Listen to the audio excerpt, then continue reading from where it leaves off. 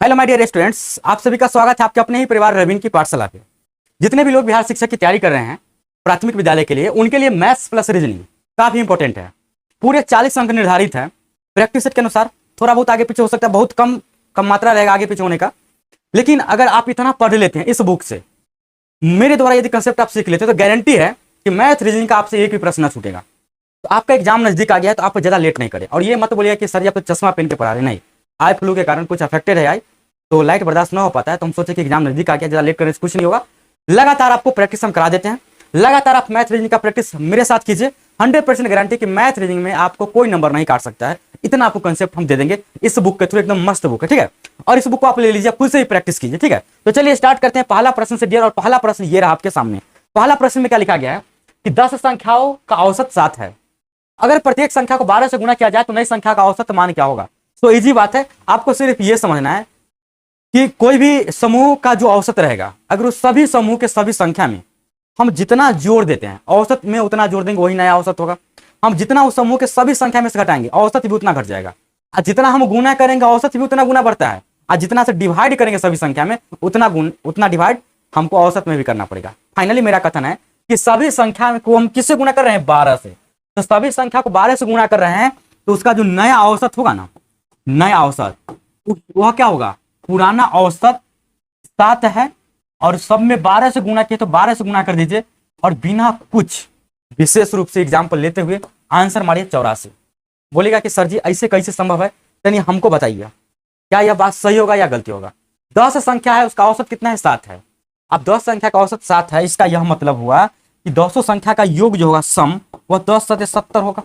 अब प्लस में तो अब संख्या में हम 12 से गुणा किए हैं, तो 12 गुना बढ़ जाएगा। कितना गुना बढ़ जाएगा, 12 गुना बढ़ जाएगा। तो ये जो 70 होगा यह गुने क्या हो जाएगा, 12। और ये सबका नया औसत निकालने के लिए 10 संख्या है तो 10 से डिवाइड करेंगे, 0 से 0 काटेंगे, 12 सते कितना हो जाएगा, 84।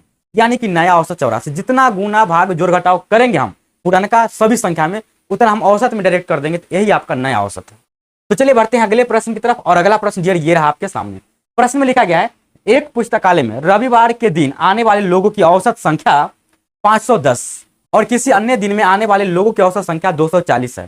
तो 30 दिनों के महीने में आने वाले लोगों की औसत संख्या क्या होगी यदि महीना का प्रथम दिन रविवार है। तो सो लॉजिकल, ये सो इजी बात है। करना क्या है इसमें, इतना छोटा सा प्रश्न में कि इसमें एक चीज दिया गया की पॉइंट कि प्रथम तारीख को इस महीना को रविवार है, मतलब 1 तारीख को क्या है, तो रविवार।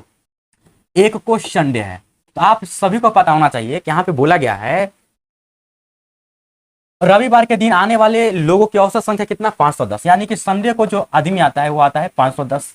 तो इस महीना में कितना संडे आएगा, मेन बात यही है गिनती करना। तो 1 तारीख को संडे है, तो 1 तारीख से 7 दिन बाद जाएंगे तो 1 का 7 8 को संडे आएगा। और यहाँ भी 510 लोग रहेंगे। 8 का 7 15 को संडे आएगा। और यहाँ भी 510 लोग आएंगे, क्योंकि प्रत्येक संडे को 510 लोग। 15 7 22, यहाँ भी संडे होगा। और यहाँ भी 510 आदमी आएंगे। 22 7 29, यह भी संडे होगा। और यहाँ भी 510 आदमी आएंगे। ये हो गया। और अन्य दिन कितना लोग आते हैं, 240। तो 30 दिनों के महीने में आने वाले लोगों की औसत संख्या आपको बताना है। तो आप जरा सोचिए कि संडे को छोड़ के बाकी सब दिन कितना लोग आ रहा है। तो सब दिन आ रहा है लोग 240। पूरे 30 दिन में 2 4 5 दिन तो संडे है।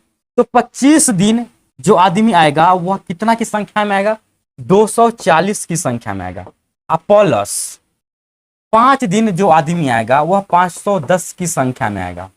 और सबका एवरेज निकालना है। तो 30 दिन है तो 30 से डिवाइड हो गया। इतना तो आप कर ही सकते हैं। अगर आप इतना नहीं करना चाहते तो इसका भी शॉर्टकट है, पहले से बनाइए। 25 को 24 से मल्टीप्लाई कीजिएगा ना तो 600 आएगा। कितना आएगा, 600। यानी कि 600 प्लस 51 को 5 से गुना कीजिएगा तो 5 से कम 5 आप बचे 25, 2550 आप बटे 30। अब इस सबको आपस में क्या कर दीजिए, तो मल्टीप्लाई। सॉरी, यहाँ 25 गुने 24 600, एक जीरो छूट गया, यहाँ पे 6000 होना चाहिए। आप 2550 सबको जोड़िएगा तो 60 25 85 150। ये 85 150 में आप डिवाइड कर देंगे 30 से। जब डिवाइड करेंगे 0 0 कर जाएगा। 3 के पहाड़ा में 3 दूना 6 बच गया, कितना 2 5 3 8 24 3 5 15, 285, यानी कि ऑप्शन 3 इज करेक्ट। ये था इसका थोड़ा सा लंबा मेथड। आप चाहेंगे तो इसको सस्ता में भी निपटा सकते हैं। वो सस्ता में कैसे निपटेगा, तो इस प्रकार से आप निपटा सकते हैं। कैसे, जरा ध्यान दीजिए। प्रश्न को छोटा करके रख देते हैं उधर। और अब ध्यान दीजिए करना क्या है, सॉरी सॉरी,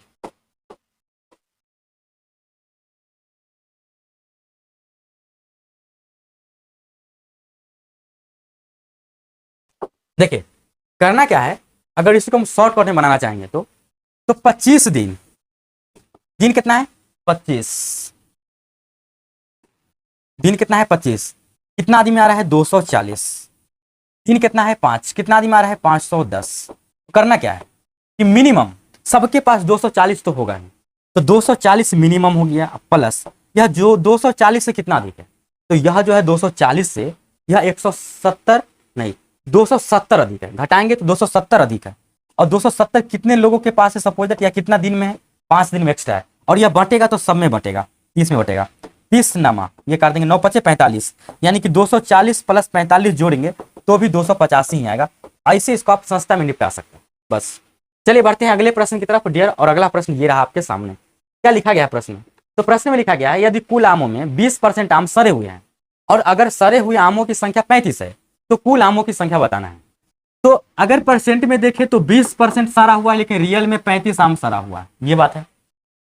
और टोटल आम निकलना है, इसका मतलब है कि टोटल आम जो भी होगा अपने आप में 100%। तो यहाँ से 2-3 तरीका निकालने का, पहला तो 35/20 गुने 100 कर देंगे, और दूसरा थोड़ा सा आप लॉजिकल दिमाग लगाएंगे तो यह 20 का कै गुना है 5 गुना, तो इसको भी हम 5 गुना कर देंगे, 5 25 5 के 15 2 17, 175 आम टोटल है। कर सकते हैं या नहीं कर सकते, हो जाएगा। चलिए बढ़ते हैं अगले प्रश्न की तरफ, और अगला प्रश्न ये रहा डियर आपके सामने। क्या लिखा गया है प्रश्न में, तो प्रश्न में लिखा गया है, ध्यान से देखेंगे, एक आयत की लंबाई को 60% बढ़ाया गया और उसकी चौड़ाई को कितना घटाया जाए कि आयत का क्षेत्रफल अपरिवर्तित रहे।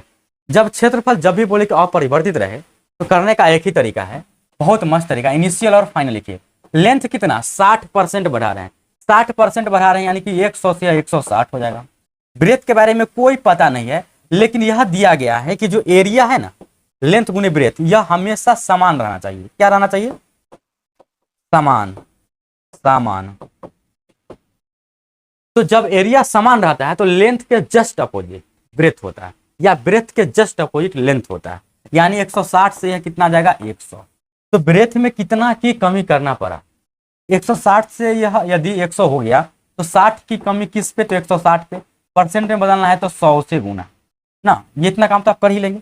जब इतना काम आप कर लेंगे, एक जीरो यहाँ पे एक्स्ट्रा आ गया है, तो यहाँ से क्या करेंगे, 0 से 0 का 4 के पारा में 4 चौक 16, 4 के पारा में 25, और काटेंगे 2 दूना 4, 2 तिहाई 6, 25 तिहाई 75 बटा में 2 डिवाइड करेंगे 37.1/2%, कर लेंगे, कोई बड़ी बात नहीं है। चलिए बढ़ते हैं अगला प्रश्न की तरफ, और अगला प्रश्न ये रहा यार आपके सामने, प्रश्न संख्या 5। क्या लिखा गया है, तो प्रश्न संख्या 5 में लिखा गया है 252 का अभाज्य गुणनखंड। तो इस ऑप्शन में अगर देखेंगे तो सब अभाज्य संख्या के गुणा के रूप में लिखा गया है, तो ऐसा ऑप्शन को चूज कीजिए जिसको गुणा करने के बाद 252 आ जाए। तो मल्टीप्लाई करते जाइए ऊपर से, 2 दूना 4, 4 तिया 12, 12 36, क्या 36 सत्य 252 हो जाएगा। मल्टीप्लाई करके देखिए मन ही मन, जब मन ही मन करेंगे 36 सत्य 6 सत्य 42, सत्या 21 और 4 25 हो जाता है। जब ऊपर वाला को मल्टीप्लाई करने से 252 आ गया तो आगे जांच करने का कोई जरूरत नहीं है, ये कम या ज्यादा आएगा। Correct answer 1। ठीक है, अगला प्रश्न, अगला प्रश्न ये रहा आपके सामने। क्या लिखा गया प्रश्न में, किसी संख्या का 2/3 भाग उस संख्या से 10 कम है तो संख्या होगी। मान लेते हैं कि संख्या x है और किसी संख्या का 2/3 भाग, ये 2/3 भाग उस संख्या से 10 कम है, उस संख्या से 10 कम है, यानी कि वो दोनों संख्या, ये संख्या और मूल संख्या के बीच का अंतर 10 है। तो ये बीच का अंतर, आगे पीछे x लिखे कोई दिक्कत नहीं, बहुत होगा तो माइनस में आएगा। इधर मत घबराने का कि इसको पहले लिखे किसको बाद में लिखे, कहां पे अंतर थे, अंतर बीच में दीजिए, किसी को भी आगे पीछे लिखे और बराबर लिखे 10। माइनस में आएगा तो कभी माइनस को लेकर नहीं चलना, इग्नोर कर देना है। यानी कि 2x बटा में 3 माइनस x बटा में 1 बराबर 10, बटा में कुछ नहीं तो 1 कर दीजिए, 3 का एलसीएम 3 हो जाएगा, या 2x हो जाएगा, या -3x हो जाएगा, बराबर 10। ध्यान से देखेंगे तो ये घटाएंगे तो x आ जाएगा डायरेक्ट, अब बराबर हो जाएगा 30। यानी कि जो मूल संख्या है वह संख्या 30 है, हो गया। आप कहिए कि सर ऐसे क्यों किए, कुछ भी कर सकते हैं अगर आप पहले x रखते हैं, रियलिटी में आपको पहले x रखना चाहिए। क्यों, क्योंकि x जो है मूल संख्या वो अपने आप में बड़ी संख्या है, उसका 2/3 भाग है ना, तो बड़ का तो यही होगा, तो बड़ का में से छोटका घटाते प्लस मिलता रहता। लेकिन ऐसे भी कहीं से भी घटाइए, जब भी बोले कि इतना कम है इतना ज्यादा है, अंतर निकालिए, माइनस को इग्नोर करके चलिए और आंसर करेक्ट मारिए, ठीक है ना। चलिए बढ़ते हैं अगले प्रश्न की तरफ डियर, और अगला प्रश्न ये रहा आपके सामने। क्या लिखा गया है प्रश्न में? तो प्रश्न में लिखा गया है, मिनट,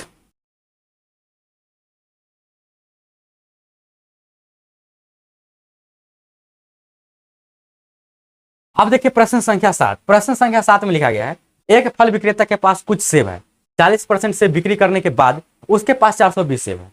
तो बताइए विक्रेता के पास कुल कितना सेब है? कितना इजी सवाल है। कुल सेब जो होगा उसके पास अपने आप में 100%, और उस 100% में से वो 40% बेच दिया, तो जो बच जाएगा वह 60% बच जाएगा। तो 60% का जो मान होगा वह 420 के बराबर, और हमें चाहिए विक्रेता के पास कुल सेब। तो कुल सेब निकालना मतलब 100% का मान निकालना। अब यहाँ पे तो हम गुना नहीं कर सकते कि कै गुना 100 है, तो करेंगे क्या कि 420 में डिवाइड कर देंगे 60% से और मल्टीप्लाई कर देंगे 100% से। बस इतना कर लीजिए, आपका समस्या का समाधान हो गया। परसेंट से परसेंट गैप 60 सत्ते गुना कर दीजिए 700। Correct answer is 3। चलिए बढ़ते हैं अगले प्रश्न की तरफ, और अगला प्रश्न ये रहा आपके सामने। क्या लिखा गया है प्रश्न में? प्रश्न में लिखा गया है, वह न्यूनतम संख्या क्या होगी जिसे दोगुनी करने पर वह 12, 18, 21 एवं 30 से पूर्णतः विभाजित हो जाए। मतलब उसका एलसीएम जो होगा सबसे छोटी संख्या होगा जो पूर्णतः विभाजित कर देगा, लेकिन वह संख्या बताना है जिसको दुगुना करने पर वह आना चाहिए। तो सबसे पहले तो इसका एलसीएम निकालिए। जब एलसीएम निकालेंगे 12, 18, 21 और 30, तो यहां से मुजबानी एलसीएम निकालने का तरीका यदि आपको पता होगा तो आप ऐसे निकालेंगे, 12, 18 का 36, 36 के साथ 30 को लेना आसान है, 180 एलसीएम आ जाता है।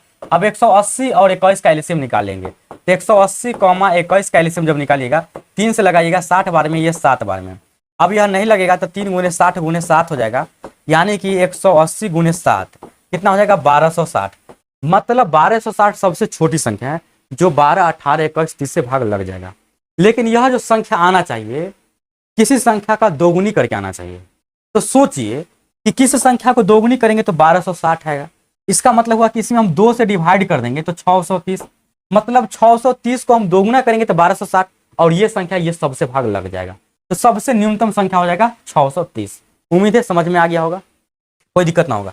आप बोलिए कि सर 1260 को भी दुगुना करते हैं तो लग जाता है, लेकिन यहाँ पे बोला है सबसे न्यूनतम संख्या बताना है जिसको दुगुना करने पर लगे। तो सबसे कम अगर 630 हो जाता है तो इससे कम थोड़ी 1260 हुआ, इससे ज्यादा ना हो गया। 630 से कम तो नहीं ना है कोई, 196 है, लेकिन 196 को अगर हम दोगुनी करेंगे तो कभी भी 1260 इसका एलसीएम नहीं आएगा। तो इसलिए यह गलत है, वह सही है, और यह भी गलत और यह भी गलत। उम्मीद है बात क्लियर होगा। चलिए बढ़ते हैं अगले प्रश्न की तरफ, और अगला प्रश्न ये रहा आपके सामने। क्या लिखा गया है प्रश्न में? 3 संख्याओं का अनुपात 3:4:5 है तथा लघुत्तम समावर्त इतना है, तो उसका महत्तम बताना है। देखिए 3 संख्या 1:2:3, यह अनुपात है 3:4:5। ये 3x, 5x, 4x, 5x लिख सकते हैं, कोई दिक्कत नहीं। ये सबका एलसीएम निकालिएगा, 3 4 का 12, 12 5 का 60, यानी कि 60x इसका एलसीएम हुआ। लेकिन रियलिटी में देखा जाए तो वो 2400 एलसीएम बता रहा है, मतलब 60x का मान हो गया 2400, तो x का मान हो जाएगा 2400 बटा में 60। कुल मिलाकर के बोले तो काटने के बाद आ जाएगा 40, तो x का मान आ गया 40। तो पूछा क्या गया है? इसका HCF। अब जो संख्या होगा इस सब संख्या में 40 से गुना कीजिएगा। तो 40 से काहे गुना कीजिए? सिंपल देखिए कि सब संख्या में x कॉमन है, यानी कि इसका जो HCF होगा वह x होगा, और x का मान 40 आ चुका है, तो बराबर 40। Correct answer is 2। उम्मीद है बात समझ में आ गया होगा, कोई दिक्कत नहीं होगा। चलिए तो बढ़ते हैं अगले प्रश्न की तरफ, और अगला प्रश्न ये रहा आपके सामने। प्रश्न में लिखा गया है, वह छोटी से छोटी संख्या जिसे 12, 15, 20 और 54 से विभाजित करने पर प्रत्येक दशा में, ऐसा ही बोला जाता है, शेषफल 8 प्राप्त हो, वह संख्या ज्ञात कीजिए। वही बात, एलसीएम निकाल लेना है और 8 जोड़ देना है, यानी कि आपको बताना है 12, 15, 20, 54 का एलसीएम निकालिए मुझबानी। 12, 15 का एलसीएम मुझबानी 60, 60 और 20 का एलसीएम 60। अब 60 और 54 का निकालने में दिक्कत है, तो 60 और 54 का लास्ट में निकाल लेंगे। 60 54 का जब निकालिएगा आप तो 3 से लगाइएगा 20 बार में, 3 से क्यों लगा रहे हैं, गलत कर रहे हैं। पहले तो 2 से लगेगा, 2 से लगाएंगे 30 बार में, 2 से लगाएंगे 27 बार में। अब 3 से लग जाएगा, 3 से 3 दाएं के 30, 3 दाएं के 30, 3 27, अब मल्टीप्लाई कर दीजिए, 3 6, दाएं के 60 गुने 9, ये 60 गुने कितना हो गया 9। अब ये 60 गुने 9 हो गया 540, लेकिन हमको शेषफल 8 भी तो चाहिए, तो 8 जोड़ देंगे, 548 इसका सही जवाब है।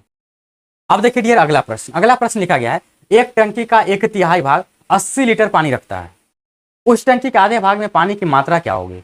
एक टंकी का 1/3 भाग 80 लीटर। अच्छा 1/3 भाग मान लेते हैं, वो टंकी की क्षमता T है, T का 1/3 निकालेंगे तो 80 लीटर। इसका मतलब उस टंकी का जो क्षमता है 3 से मल्टीप्लाई कर देंगे 240, लेकिन हमको बताना है उस टंकी के आधे भाग में पानी की मात्रा। अब आधा भाग बताना है, 240 का आधा कितना होता है 120, तो करेक्ट आंसर इसी दो। बन जाएगा या नहीं बन जाएगा? इसी प्रकार का आपके एग्जाम में प्रश्न आएगा। 5वीं तक में क्या पूछा जाएगा, कंटिन्यू आप मेरे साथ प्रैक्टिस कीजिए, मैथ और रीजनिंग में कहीं से भी आपको दिक्कत ना होने देंगे। अगला प्रश्न, वह सबसे छोटी संख्या ज्ञात कीजिए जिसे 16, 18, 20 से विभाजित करने पर प्रत्येक स्थिति में शेषफल 4 बचे। तो बना सकते हैं, कोई भारी बात नहीं है। करना क्या है कि 16, 18, 20 का एलसीएम लीजिए और जो एलसीएम आएगा उसमें 4 जोड़ दीजिए। तो आप सभी को पता होना चाहिए कि 16, 20 का जब एलसीएम लेते हैं तो 80 आता है, और 80 और 18 का एलसीएम तो आप ले ही सकते हैं। ले लीजिए, 2 के पहाड़ा में 40, 2 के पहाड़ा में 9। अब यह लगने वाला नहीं है, 40 दूना 80, 80 नवा 720, इसमें 4 जोड़ देंगे 724, करेक्ट आंसर। कोई दिक्कत तो नहीं, बन जाएगा। चलिए नेक्स्ट, अगला प्रश्न डियर ये रहा आपके सामने। एक नाव में नाविकों का औसत वजन 1.8 kg बढ़ जाता है जब 53 किलोग्राम वजन के एक नाविक के स्थान पे नया नाविक शामिल होता है। तो नए नाविक का वजन आपको बताना है। देखिए यहाँ पे एक सी मिस्टेक है कि उस नाव में कितना आदमी है, पहले ये पता होना चाहिए। तो यहाँ पे होना चाहिए रियलिटी में एक नाव में 10 नाविक, कितना 10, एक नाव में 10 नाविकों का औसत वजन 1.8 बढ़ जाता है। 10 का वजन बढ़ गया कब, जब उसमें से 53 किलो वाला गया और दूसरा आया, और दूसरा का वजन बताना है।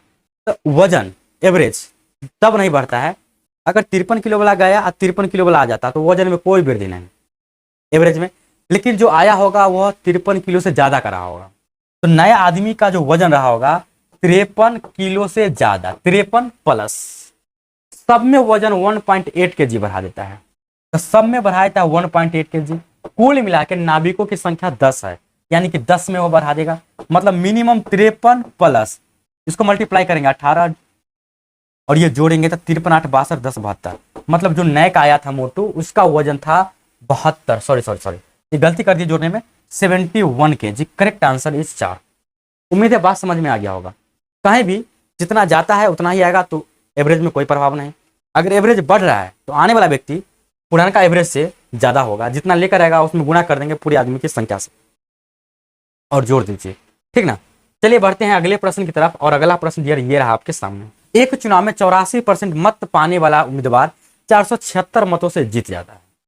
डाले गए मतों की कुल संख्या, तो डाले गए मतों की जो भी संख्या होगा अपने आप में 100% होगा। इस 100% में से जीतने वाला होगा और हारने वाला होगा, और जीतने वाला मत लाता है 84%। तो सोचिए कि 100% में से जीतने वाला यदि 84% लाया है तो हारने वाला 100 माइनस 84 यानी कि 16%, और यह कितना मतों से जीत गया, तो 84 या 16 का डिफरेंस 68, यानी कि 68% मतों से वह जीत गया। लेकिन रियली में जीतता है कितना से, 476 से, और हमें चाहिए कुल मत की संख्या, यानी कि 100% मत हमको चाहिए। तो 476 बटा में 68% गुने में 100%, परसेंट से परसेंट तो ऐसे ही उड़ जाएगा। उसके बाद क्या करेंगे, कटिंग कोटिंग, 2 के पहाड़ा में 2 तिहाई 6, ये 34, 2 के पहाड़ा में 50 और काटेंगे, 2 के पहाड़ा में 17, 2 के पहाड़ा में 25, 17 के पहाड़ा में कटेगा 17 दूना 34, बच गया कितना 13, 17 8 136, 28 गुने 25 मल्टीप्लाई कर लेंगे, 25 8 200, जीरो हासिल 20, 25 दूना 50 और 20 70, यानी कि 700 वोट कुल मिलाकर के उस इलेक्शन में था। उम्मीद यानी कि कुल मिलाकर के 700 वोट उस चुनाव में था, टोटल वोट। उम्मीद है कि बात समझ में आ गया होगा, कोई दिक्कत नहीं होगा। चलिए बढ़ते हैं अगले प्रश्न की तरफ डियर, और अगला प्रश्न ये रहा आपके सामने। प्रश्न में लिखा गया है, एक मिश्र धातु में तांबा एवं जास्ता का अनुपात 9:4 है। 36 किलोग्राम तांबा के साथ कितना जास्ता पिघलाया जाएगा? अरे बाप रे, कितना है? एक मिश्र धातु है जिसमें तांबा एवं जास्ता, टी से तांबा लिखते हैं, जेड से जास्ता लिखते हैं, ये 9:4 में है। 36 किलोग्राम तांबा के साथ तांबा कितना है 36 kg, कितना जास्ता पिघलाया जाएगा? 9 रेशियो में है और रियल में 36, तो 4 गुना बढ़ता है, इसको भी 4 गुना बढ़ा देंगे, मतलब 16 kg पिघलाया जाएगा। करेक्ट आंसर इज 2, कोई दिक्कत नहीं, बन जाएगा। चलिए डियर, अब देखिए अगला प्रश्न, और अगला प्रश्न ये रहा आपके सामने। प्रश्न में लिखा गया है, ए एक काम 1/4 भाग 3 दिन में पूरा करता है एवं बी उस काम का 1/6 भाग 4 दिन में पूरा करता है। दोनों मिलकर उस काम को कितना दिन में करेगा?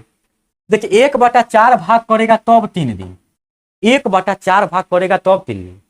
अगर हम आपसे पूछे डियर कोई काम का 1/2 भाग यदि आप 4 दिन में करते हैं तो वह कंप्लीट काम आप कितना दिन में करेंगे?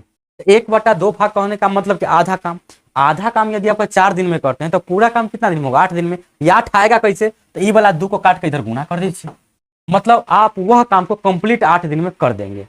वही बात है यहाँ पे, ए जो है एक काम का 1/4 भाग 3 दिन में, तो 1/4 भाग हम पूरा काम की बात करें तो ये 4 को क्या करेंगे? काट के यहाँ मल्टीप्लाई कर देंगे, यानी कि ए अगर टोटल काम करेगा तो 12 दिन में समाप्त।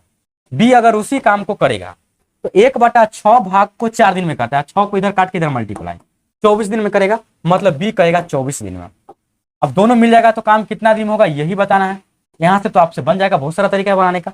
12-24 का एलसीएम 24, 12×24 ये आ गया, टोटल काम 24। दोनों की क्षमता की बात करें 2/3 डिवाइड करेंगे, आंसर आ जाएगा 8, यानी कि दोनों मिलकर 8 दिन में काम समाप्त कर लेगा।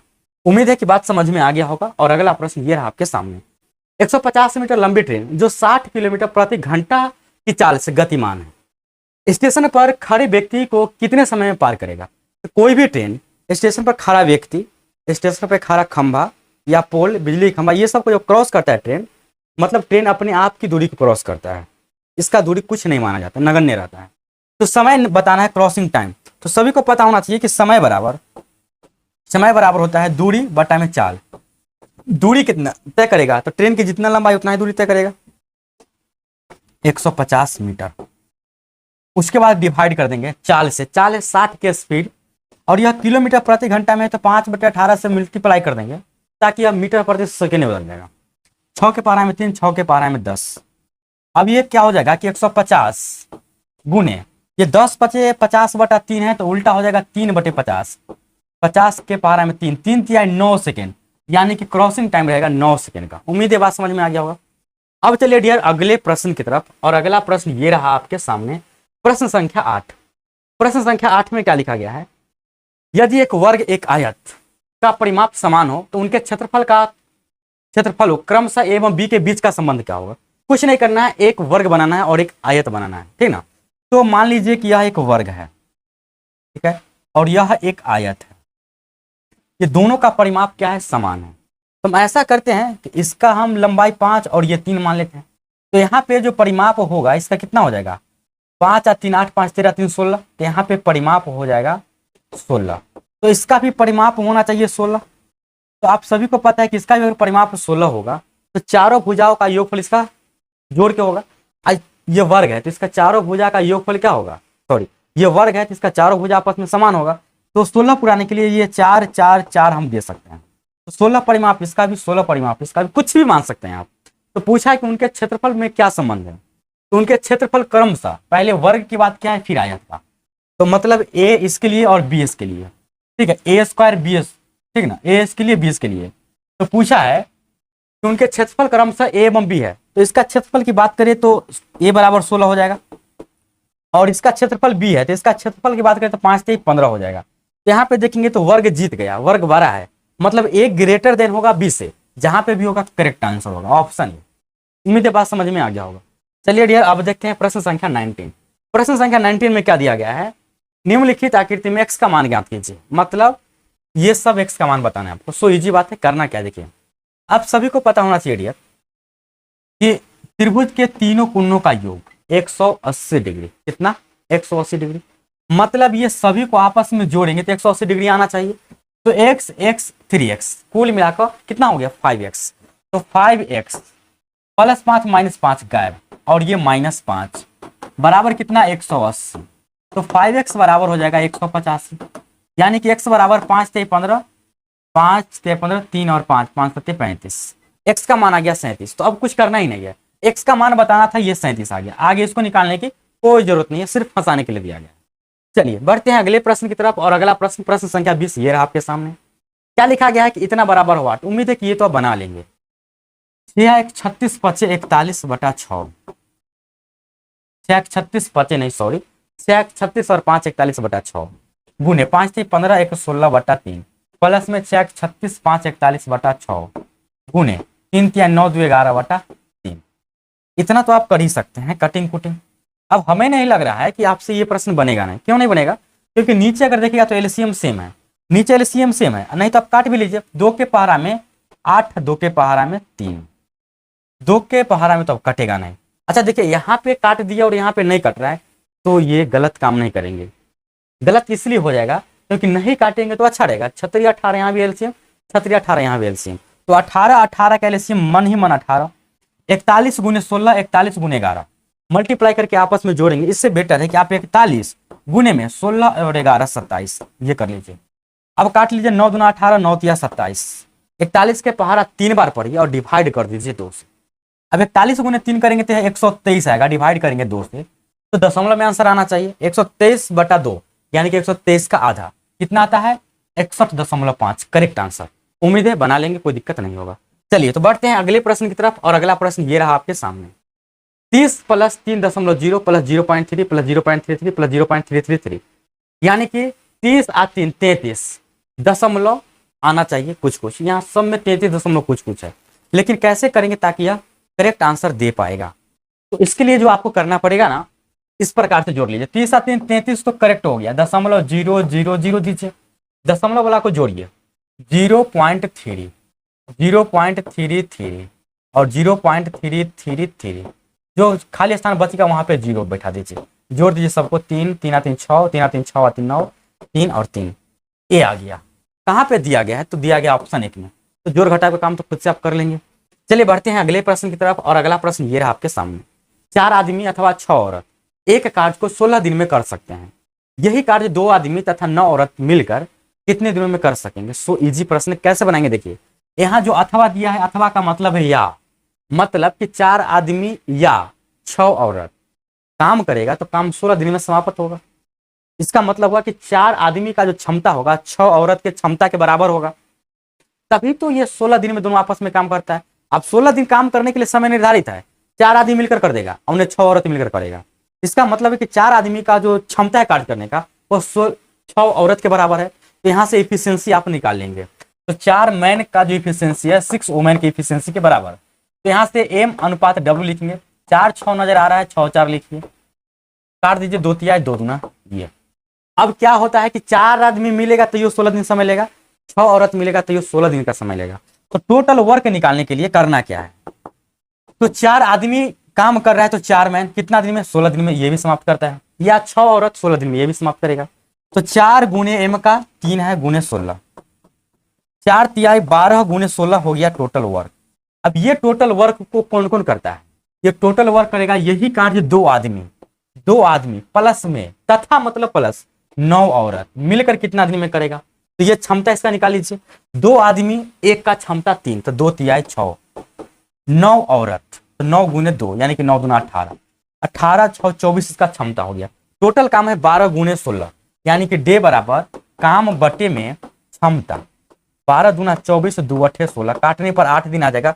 Correct answer 4। उम्मीद है कि बात समझ में आ गया होगा।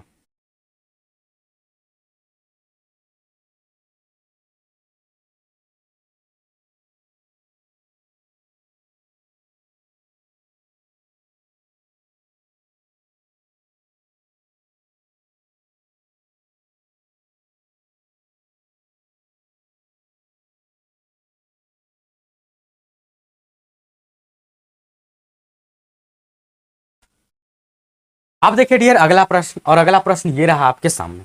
प्रश्न में लिखा गया है, किसी प्राकृतिक संख्या n के लिए निम्न में से कौन सा सत्य है। ठीक ना, ये बड़ी के लिए प्रदर्शित करता है और ये छोटी के लिए दर्शाता है। तो यहाँ पे जब ध्यान देंगे तो n का मान कुछ भी आप अपने मन से ले सकते हैं। जब आप अपने मन से कुछ भी ले सकते हैं, तो अगर 1 लेते हैं मान, तो 1 मान सब जगह सेटिस्फाइड नहीं करेगा, क्योंकि सब बराबर हो जाएगा। 1 का स्क्वायर करे चाहे 1 का क्यूब करे, सब आपस में देगा बराबरी का 3, तो ये 1 नहीं ले सकते हैं। अगर हम 2 लेकर चलते हैं, सपोज दैट 2, तो 2 लेंगे तो 2 दूना 4 और 2 के पहाड़ा 3 बार 8 हो जाएगा। यहाँ पे 2 लेंगे तो ये 8 हो जाएगा, ये 4 हो जाएगा। यहाँ पे 2 लेंगे तो ये हो जाएगा 4 और -8 ग्रेटर देन 0, और ये 2 ग्रेटर देन 0। तो क्या 4 बड़ा है 8 से? नहीं, ये तो बात गलत हो गया, ऑप्शन 1 गलत। क्या 8 बड़ा है 4 से? ये बात सही है, ये बात सही है। क्या 4 -8 बड़ा है 0 से? नहीं, यह बात गलत है। क्या 2 बड़ा है 0 से? तो यह बात भी सही है। एक ही प्रश्न में 2 आंसर तो सही नहीं होगा, आंसर तो कोई एक ही सही होगा। तो हम क्या करेंगे ना, कि हम n बराबर अगर 2 माने तो 2 आंसर आया, n बराबर 1 भी तो मान सकते हैं, क्योंकि यहाँ पे प्राकृत संख्या के लिए बात किया गया है। तो n का मान जब 1 मानेगा तो सब आपस में क्या हो जाएगा, बराबर हो जाएगा। लेकिन यहाँ n के मान अगर 1 रखिएगा तो 1 जो है ग्रेटर देन ऑलवेज 0, ये सब बराबर होगा। लेकिन यहाँ पे ऑलवेज ये बड़ा होगा, मतलब करेक्ट आंसर बोले तो ये सही दे रहा है। यहाँ पे बोलेगा बराबर, n का मान 1 रखिए तो बराबर, लेकिन यहाँ पे बड़ा दिया गया तो गलत हो जाएगा। यहाँ पे बड़ा दिया गया लेकिन आएगा क्या, बराबर, तो ये गलत हो गया। और ये भी गलत हो जाएगा। इस प्रकार से 1 बड़ा होगा 0 से, ये सही हो जाएगा। तो ऑप्शन 4 इज करेक्ट। n के हर मान पे ऑप्शन सही होना चाहिए था। तो 2 के मान पे तो 2 आंसर आ जाता है, 3 के मान पे भी 3, 2 के मान पे 2 आंसर, 3 के भी मान रखेंगे n बराबर तो 2 आंसर आएगा। लेकिन जब 1 लेंगे तो सिर्फ 1 आंसर आएगा। तो ऑलवेज 1 लेकर ही देखेंगे, सही जवाब यही होगा, ठीक ना। 2 आंसर तो हो ही नहीं सकता है। अगला प्रश्न ये रहा आपके सामने। कुछ भी दिक्कत हो तो कमेंट बॉक्स में बता दीजिएगा। मोना ने एक कमीज 860 रुपए में खरीदी और उसे 15% के लाभ पर बेच दी। इस कमीज का विक्रय मूल्य बताइए। ये तो इजी प्रश्न बना लेंगे। 860 में कोई कमीज खरीदा और 15% के लाभ पर बेच दिया, यानी कि 115% पर बेच दिया। ऐसे काट लीजिएगा ना आप। 2 के पहाड़ा में 5 या 2 के पहाड़ा में 43, 5 के पहाड़ा में 23, 43 गुने 23, अंतिम में 9 आना चाहिए। देखिए 3 तिहाई 9, अंतिम में 9, सिर्फ ऑप्शन 4 में दिख रहा है। गुना कर भी सकते, नहीं भी कर सकते, आंसर डायरेक्ट ले आएंगे। अगला प्रश्न संख्या 25, ये मैथमेटिक्स का लास्ट प्रश्न है। एक व्यक्ति ने 12 किलोमीटर दूरी के स्थान तक जाने के लिए एक टैक्सी किराए पर ली। पहले 2 किलोमीटर का किराया 25 रुपया है तथा प्रत्येक उत्तरोत्तर किलोमीटर का किराया 10 रुपया है, कुल देय राशि। तो बहुत इजी सा सवाल है। 12 किलोमीटर, इसमें से 2 किलोमीटर ये फिक्स चलेगा, पैसा लगेगा ₹25। ये 12 किलोमीटर में से 2 किलोमीटर चल दिया तो अब बचेगा 10 किलोमीटर। ये 10 किलोमीटर ₹10 पर किलोमीटर के हिसाब से ले जाएगा इसको। कितना, ₹10 पर किलोमीटर।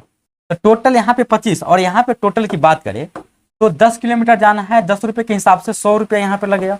तो टोटल की बात करें तो 125 रुपया उसको किराया देना पड़ेगा, जो कि ऑप्शन 1 में दिया गया। उम्मीद है कि बात समझ में आ गया हो। अब चलिए डियर बढ़ते हैं रीजनिंग की तरफ। धुआं उड़ा दीजिए। रीजनिंग में क्या लिखा गया है कि दिए गए विकल्पों में से विषम अक्षरों का चुनिए। विषम अक्षरों को चुनिए। अब विषम अक्षर कैसे चुनेंगे, देखिए जेड है, ए है, बी है। इसका मतलब हुआ कि जेड से आगे, जैसे एबीसीडी पढ़ते हैं ना, तो ए से स्टार्ट करते हैं, जेड पे जाके अंत करते हैं और फिर पढ़ेंगे तो जेड के बाद तो फिर ए पढ़ना पड़ेगा। यानी कि जेड के आगे ए आता है और ए के आगे बी आता है। एक एक आगे यहाँ पे बढ़ रहा है, एक एक आगे।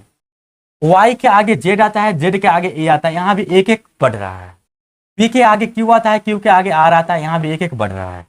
लेकिन यहाँ पे वाई के आगे जेड आता है, जेड के आगे बी नहीं बल्कि ए आना चाहिए था, जो कि गलत हो गया। तो विषम के बारे में पूछा है तो विषम हो गया ऑप्शन 4, क्योंकि सब में एक एक आगे बढ़ रहा है, वहां पे 1 और 2 आगे बढ़ रहा है, ये हो गया विषम। चलिए बढ़ते हैं अगले प्रश्न की तरफ। और अगला प्रश्न ये रहा आपके सामने रीजनिंग का। एक विशिष्ट कोड भाषा में फियर्स को ये लिखा जाता है, तो इस कोड भाषा में स्टेयर को किस प्रकार लिखा जाएगा। करना क्या है, ये सो इजी सा प्रश्न होता है, बशर्ते आपके पास जो है ना लेटर की पोजीशन याद होना चाहिए। फियर्स, इसको लिखा जाता है HHCUU। उसी भाषा में STAIR को क्या लिखा जाएगा। तो यहाँ पे ध्यान दीजिए, F का मतलब कितना होता है 6, H का मतलब 8, 2 का विरिधि +2, E का मतलब 5, ये 8, इसका मतलब 3 का विरिधि, A का मतलब 1 और C का मतलब 3 +2 का विरिधि, R का मतलब 18, इसका मतलब 21 +3 का विरिधि, +2 +3 +2 +3। फिर अगर देखेंगे तो इसका मतलब 19 और ये 21 +2 का विरिधि। कहने का मतलब कि 2 बढ़ता है 3 बढ़ता है, 2 बढ़ता है 3 बढ़ता है, 2 बढ़ता है। वैसे हम भी कर देंगे। S में 2 बढ़ाएंगे तो ये S 19 पे आता है, 2 बढ़ाएंगे 19 और 2 21, 21 मतलब U। T का मतलब 20, अभी 2 बढ़ाए हैं तो अब 3 बढ़ाएंगे, 23 का मतलब W। अब फिर 2 बढ़ाएंगे तो 1 और 2 3 का मतलब C। अब फिर 3 बढ़ाएंगे, ये 9 होता है, 9 और 3 12, 12 मतलब K। अब 2 बढ़ाएंगे, 18 2 20 मतलब T। UWC के T कहीं पे है, UWC सॉरी 12 12 मतलब L होता है, क्या होता है L होता है, UWCLT। करेक्ट आंसर इस 3। ऐसे करके आप आंसर निकालेंगे, कोई दिक्कत नहीं। अगला प्रश्न, तो अगला प्रश्न ये रहा आपके सामने। अगला प्रश्न में लिखा गया है, यदि प्लस का अर्थ डिवाइड, गुणा का अर्थ माइनस, माइनस का अर्थ प्लस और डिवाइड का अर्थ गुना है तो इतना का मान बताइए। कुछ नहीं, माइनस का अर्थ, तो माइनस देखिए, माइनस का अर्थ कहीं पे लिखा गया, माइनस का अर्थ प्लस तो ये प्लस, गुना का अर्थ माइनस तो ये माइनस, प्लस का अर्थ डिवाइड तो ये डिवाइड, और डिवाइड का अर्थ गुना तो ये गुना। अब इसको हल कर दीजिए, 16 और 5 21, 21 हो गया, -2 डिवाइड 4 गुने 12, 4 तिहाई 12, 3 दूना 6, 21 में से 6 घटाइएगा 15, करेक्ट आंसर कर लीजिएगा, कोई दिक्कत नहीं। अगला प्रश्न में लिखा गया है कि 4 आकृतियां दी गई है जिसमें से 3 किसी एक गुण के आधार पर समान है तथा एक सर्व प्रकार भिन्न है, भिन्न आकृति को चुनिए। अब यहाँ पे ध्यान देंगे तो देखिए ये ऐसे है और ये ऐसे है, यहाँ पे देखिएगा तो ये पलट गया है कितना 45 डिग्री, किस दिशा में, घड़ी की विपरीत दिशा में, और ये फिगर वही है बस विपरीत दिशा में ये बदल गया है, फिगर वही नहीं है, फिगर यहाँ पे बदल गया है। ध्यान देखिएगा, ध्यान से देखिएगा तो ये ऐसे हो गया, लेकिन यहाँ पे ये समान दिशा में होना चाहिए, ये बदल गया तो ये गलत हो गया, और ये समान दिशा में तो ये सब एक है, लेकिन ये सबसे हट के है। करेक्ट आंसर इस 3। उम्मीद है बात समझ में आ गया होगा, कोई दिक्कत नहीं होगा। चलिए बढ़ते हैं अगले प्रश्न की तरफ, और अगला प्रश्न ये रहा आपके सामने, दिए गए विकल्पों में से विषम शब्द को चुनिए। माता पिता दोस्त बहन, अब ना जानेगा कौन विषम होगा, माता पिता बहन ये सब अपने रिलेशन का ब्लड रिलेशन हुआ, दोस्त अलग का रिलेशन है, दोस्त बहुत बड़ा रिलेशन है लेकिन ये अलग का है, ये ब्लड रिलेशन में नहीं आता है। चलिए नेक्स्ट, इसलिए हुआ क्या हो गया विषम। अगला लिखा गया है दिए गए विकल्पों में से संबंधित संख्या को चुनिए। अब ये 14 लिखा, 27, 44, 19 लिखा, ये लिखा, क्या करेंगे, कुछ नहीं, ये 14 का क्यूब लिखा गया, आपको पता होना चाहिए 14 का जब क्यूब करते हैं 27 44 होता है, करके देख लेंगे। उसी प्रकार हमको 19 का क्यूब करके लिखना है, 19 का क्यूब करेंगे तो 19 का क्यूब मतलब 361 गुने 19, मल्टीप्लाई कर दीजिए, 19 से कम 19 के 9 हासिल 1, 19 से 14 से 1 15 यानी कि 111, 19 से 57 और 11 68, 68 59, इसका करेक्ट आंसर हो जाएगा ऑप्शन ए, क्यूब यहाँ पे दिया गया और कुछ इसमें लॉजिक नहीं है। अगला प्रश्न बताना है कि निम्नलिखित शब्दों को अंग्रेजी शब्दकोश में आने वाले क्रम के अनुसार लिखिए। अब देखिए यहाँ पे 5 वर्ड दिया गया है और सब स्टार्टिंग टी से है, तो क्या करेंगे, टी को काट देंगे, टी से फैसला नहीं कर सकते हैं। उसके बाद सेकंड नंबर पे एच आता है, एच से फैसला नहीं करेंगे। उसके बाद थर्ड पे ई आता है, आई आता है, आई आता है, ए आता है, यू आता है, तो सबसे पहले तो ई आएगा, मतलब फर्स्ट नंबर पे ई आना चाहिए, मतलब ऑप्शन 4 से स्टार्ट होना चाहिए, तो सब में 4 से स्टार्टिंग है। ए के बाद आना चाहिए ई, ए के बाद ई आना चाहिए जो कि यहाँ पे है 2 नंबर पे, मतलब 4 के बाद एक आना चाहिए, तो ये गलत और ये गलत। अब एक और फैसला करेंगे, यहाँ पे आई वाला है और यहाँ पे यू वाला, तो पहले तो आई वाला आएगा, तो आई वाला में से आई से फैसला नहीं होगा, आर और एन, तो सबसे पहले एन वाला आएगा, यानी कि तीसरा पे ये आना चाहिए, 3 जो है तीसरा नंबर पे आना चाहिए, तो 4 1 3 ये करेक्ट हो गया, ये गलत हो गया, आगे चेक नहीं करेंगे, ऑप्शन 4 इज करेक्ट। उम्मीद है बात समझ में आ गया होगा। चलिए डियर अब देखिए प्रश्न संख्या नेक्स्ट, प्रश्न संख्या 33 में क्या दिया गया है, देखिए बी और डी, इसके बीच में सी लिखा जाएगा, डी के बाद डायरेक्ट एफ आ गया है, मतलब यहाँ पे ई की कमी है, तो B C D E F, F के बीच में जी एच आई जे, जे के बीच में के एल, एल के बाद एम गैप होगा और यहाँ पे एन आना चाहिए, ओ गैप होगा और ओ के बाद पी आना चाहिए, मतलब एन और पी इसका करेक्ट आंसर होना चाहिए ऑप्शन 4, एक गैप करके, बस इसमें कुछ लॉजिक नहीं है। आगे अगला प्रश्न ये रहा आपके सामने, लिखा गया है वह आरेख चुनिए जो नीचे दिए गए वर्गों के बीच के संबंध का सही निरूपण करता है। पतलून कमीज वस्त्र, मतलब वस्त्र के अंदर पतलून और कमीज दोनों आ जाएगा, और पतलून और कमीज दोनों अलग अलग चीज है, ना तो पतलून कमीज हो सकता है नहीं तो कमीज पतलून हो सकता है, तो वस्त्र के अंदर ये पतलून ये कमीज और ये वस्त्र, करेक्ट आंसर इज 1। ठीक है, अब बढ़ते हैं अगले प्रश्न की तरफ, और अगला प्रश्न ये रहा आपके सामने, दिए गए विकल्पों में से संबंधित शब्दों को चुनिए। शीत निष्क्रियता, नींद, शीत निष्क्रियता का मतलब नींद हुआ, शीत मतलब ठंड, जब ठंड पड़ेगा तो नींद आएगा। अब मैराथन किससे रिलेटेड है, ठंड में नींद, तो मैराथन जो है दौड़ से रिलेटेड है, तो ऑप्शन 2 इज करेक्ट, ये तो आप जानते ही होंगे। नेक्स्ट अगला प्रश्न संख्या 36, लिखा गया है ए बी की माता है, बी सी का पुत्र है, सी डी का भाई है, डी आर की भतीजी है, सी इसे किस प्रकार संबंधित है। सो इजी प्रश्न बनाने का तरीका आपको पता होना चाहिए। अब देखिए डियर प्रश्न संख्या 38, क्या लिखा गया है कि नीचे दी गई उत्तराकृतियों में से उस उत्तराकृति को चुनिए। अब देखिए डियर प्रश्न संख्या 38 लिखा गया है दी गई उत्तराकृतियों में से उस उत्तराकृति को चुनिए जिसमें प्रथम प्रश्न आकृति नहीं थे, थोड़ा चश्मा में कम दिखता है, लगाना मजबूरी है, मतलब ये जो है ना प्रश्न आकृति यह कहीं ना कहीं उत्तर में ऑप्शन में छुपा हुआ होना चाहिए, तो इस प्रकार का अगर आकृति इसमें खोजेंगे तो कहीं भी मिलने की संभावना नहीं है, दूर दूर तक नहीं। इसमें खोजेंगे तो इसमें भी नहीं मिलेगा, इसमें भी नहीं मिलेगा, ध्यान से देखेंगे तो इसमें आ जाएगा, कहाँ आ जाएगा, तो यहाँ से लेकर यहाँ तक जाइए और फिर ऐसे आइए, ये मिल रहा है, करेक्ट आंसर ये हो जाएगा, ये दोनों आपस में मिल जाएगा, तो ऑप्शन 4 करेक्ट है। अगला प्रश्न ये रहा आपके सामने 39, अब खत्म ही होने वाला है। राजू को याद है कि उसका जन्मदिन 18 जनवरी से पहले और उसकी पत्नी को याद है कि उसका जन्मदिन 16 जनवरी के पश्चात उसका जन्मदिन जनवरी की कौन सी तिथि को है? देखिए ना, दोनों में झंझट पैदा हो गया। राजू की याद है कि 18 जनवरी से पहले, मतलब इधर। इसकी पत्नी को याद है कि 16 जनवरी के बाद जन्मदिन है राजू का। 18 से पहले, 16 के बाद बोल रहा है, तो बीच में एक ही दिन आता है 17 जनवरी। मतलब दोनों का बात सही है, 17 जनवरी का जन्मदिन है। Correct answer is 1। और लास्ट प्रश्न डियर ये रहा आपके सामने। लिखा गया है कि दिए गए विकल्पों में से प्रश्न चिन्ह के स्थान पर आने वाली आकृतियों को चुनिए। प्रश्न आकृतियां देखिए, यहाँ पे एक लाइन है और यहाँ पे कितना, 2 लाइन बढ़ गया, 3 हो गया, 2 बढ़ गया। अब 3 के बाद यहाँ 3 2 5 हो गया। देखिए 1 2 3 4 5, 5 2 7 हो गया। यहाँ पे 1 2 3 4 5 6 7, 7 2 अब 9 वाला होना चाहिए। चुनिए कौन में 9 वो है। तो 1 2 3 4 5 6 7 8 गलत हो जाएगा। 1 2 3 4 5 6 7 ये भी गलत होगा। ये तो हो नहीं सकता है क्योंकि यहाँ पे खुला खुला आकृति सब है।